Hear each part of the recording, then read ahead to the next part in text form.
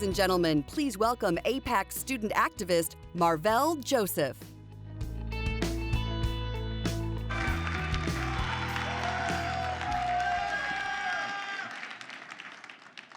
January 12th, 2010. Started out like all other Tuesdays. I got up, I went to school, and I participated in the usual after-school activities before heading home. When I entered my house, I was instantly consumed with a sense of panic. Normally, my dad would help my brother and me with our homework while my mom prepared dinner. But on that day, my usually attentive parents sat glued to the television in silence. Sounds from the TV pierced the air. Haiti. Earthquake. 7.0. Just minutes before, the land of my ancestors, Haiti, shook for 35 deadly seconds. In those 35 seconds, more than 250,000 lives were lost. More than 250,000 people died.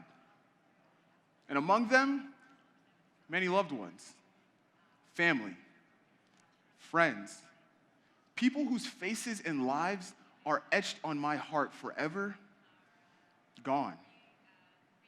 The country's critical infrastructure was destroyed. Hospitals collapsed.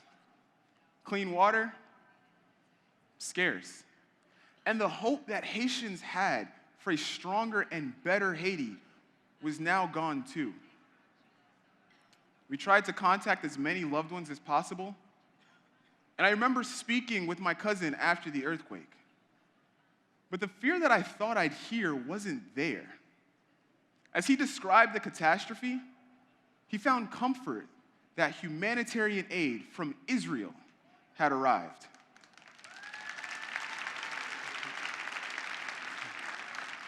See, somehow, with airport runways destroyed and communication systems down, the Israeli Defense Forces were among the first to deploy help to earthquake-stricken Haiti. See, I was grateful, but confused. I mean, why? Why would people half a world away make such an effort to come to Haiti? So I researched, and what I found revealed a connection, a kinship between these two tiny nations. I learned that Haiti harbored Jewish families during the Holocaust by providing asylum to German Jews seeking refuge.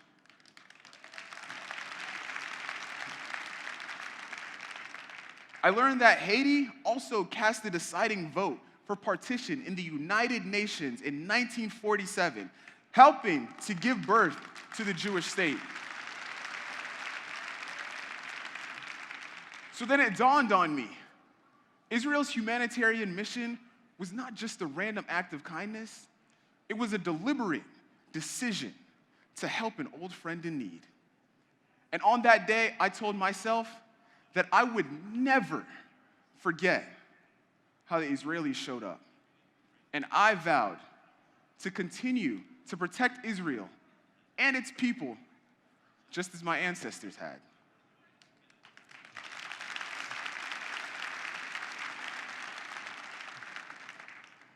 Despite the urging of my parents to become a doctor, civics was my favorite subject in school. I loved learning about the government and how it works. Politics fueled me. I won a Senate seat in Florida State University student government. I also interned in the Florida Senate for State Senator Bobby Powell and worked in the State House of Representatives for State Representative Al Jaquette. As a student leader, I was invited to travel to Washington, D.C. for AIPAC's African American Student Retreat. This retreat was an opportunity for students from across the United States to learn about AIPAC, the importance of strengthening the U.S. Israel relationship, and how we could play a pivotal role.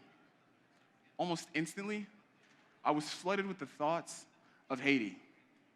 and the vow I made to Israel many years ago. This past summer, I traveled with AIPAC on an educational mission to Israel for student leaders. Immediately following, I moved to Washington, D.C. to work in AIPAC's political department as a Diamond Summer intern.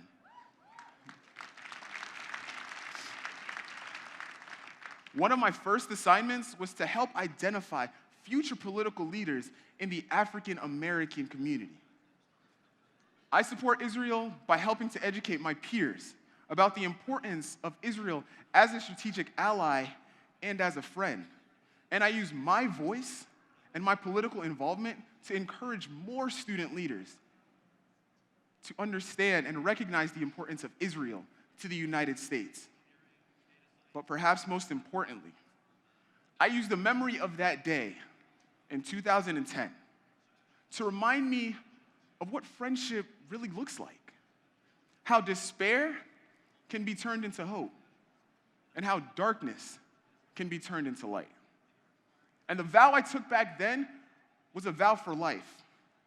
And I am grateful that I have all of you, my AIPAC family, to work by my side to help fulfill that pledge. Thank you.